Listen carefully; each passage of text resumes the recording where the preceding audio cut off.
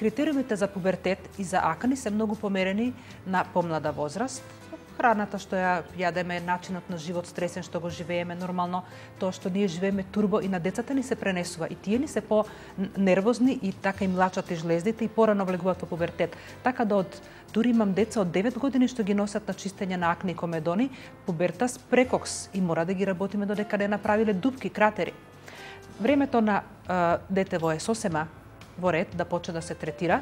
Јас не идам одма на ласер, туку гледам ако има длабоки комедончиња, оти ласер не може да ги извади. Тоа може само класичен козметички третман од обучени, моите девојки се 17 години со мене и се обучени перфектно да работат тешки кожи, такви тешки за терапија, мислам.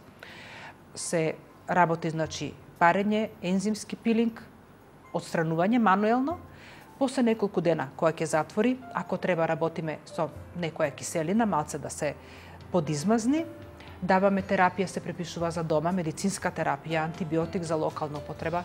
Ако е пообсежен процесот со гноење, со така потешки проблеми, даваме и да се испие малку за дома. Значи комплексно го гледаме детево, пак е индивидуално, од случај до случај.